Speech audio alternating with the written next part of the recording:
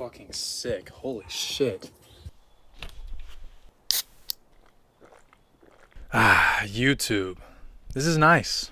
To start the weekend off, Logan Sargeant was controversially not given his chassis back from when Alex Albon stole it from him in Australia. And everyone gets mad and I make a video on it. Then, before I put the video out on that situation, Logan decides to thwart the entire narrative of my video by fucking it into the wall in FP1. Then, Williams has to fix the chassis again before qualifying. And qualifying was kind of a snooze fest, but here's the brief summary. Zhou Guanyu qualifies P20 for the third race in a row. Lance Stroll is eliminated in Q1 with the fourth fastest car on the grid. Esteban Ocon has an orgasm over the radio again for making it into Q2.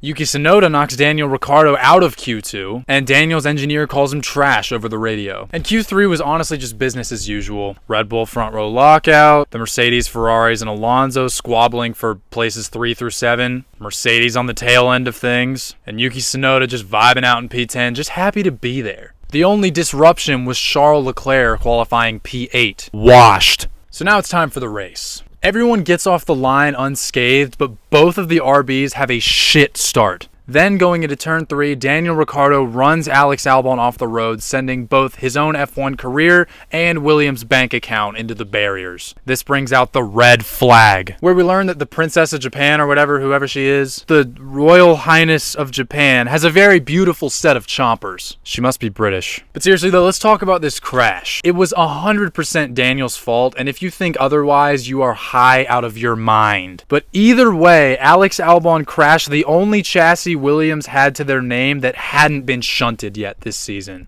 And because of this, now the Williams mechanics are on watch, and we got an incredible shot of James Vowles' weak chin. Anyways, the race finally restarts and we get another one of those strategy chess game kind of races. Mercedes goes on the hard and Lewis Hamilton wants to fist fight every single person in the Mercedes garage. McLaren sees Lewis doing this and they decide crack pipe in mouth to follow suit and go for the undercut. And it works for the time being. Charles Leclerc decides to become fluent in tire whispering and go for a one-stop. Both Red Bulls are in the lead by 2 light years and Sauber celebrates a 4-second pit stop. And hold the fuck on, hold the fucking phone. I am dedicating this section of the video to the absolute tomfoolery that is the Sauber pit stops. Sauber has had 4 20+ second pit stops this season. And it was published on social media the week before the race that this issue is going to keep persisting. I made a video about this on TikTok and a couple of people in the comments were telling me it's because of the bolts on the wheels. What does that even mean? That's the excuse you're going with? Because I'm not going to claim that I'm an expert on Formula 1 lug nuts, but that makes no sense. Just send Valtteri to fucking Home Depot and get him to buy you some more. Again, I have no idea how any of that shit actually works, so for all the nerds that are upset by this section, save it because I don't give a fuck. Back to the racing. As the race progresses on, everybody in the top 10 kind of slides into their respective positions, and by lap 42 out of 53, it would be the perfect time for a safety car to completely turn the entire situation on its head. Enter the crashtermind Logan Sargeant. Now, for those of you who are watching the broadcast, it showed a yellow flag in Sector 2, and then we saw Sargeant dropping down the order, and we all pitched a tent in our pants. Hell yes! But then it turns out he can't even crash a car properly and reversed it back on track to continue his pursuit of dead last. So again, fuck Logan Sargeant for 1, ruining my video earlier in the week, and 2, blue ballsing the entire F1 community simultaneously at the perfect time for a crash.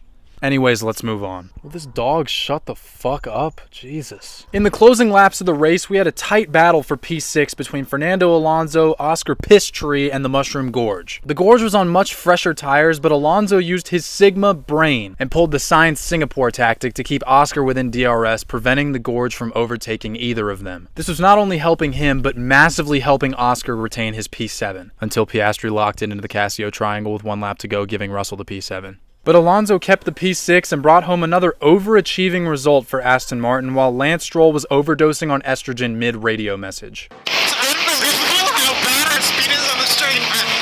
Like, it's a different category.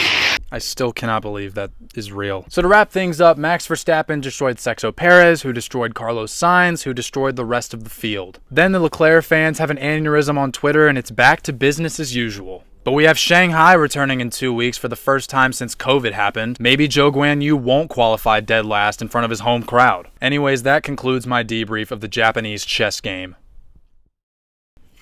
Hi there, I'm Average F1 Consumer, and this is my first video I'm putting on YouTube. I've been making videos on TikTok for a little while, but that's cringe. So I want to put more stuff on here because it's less cringe.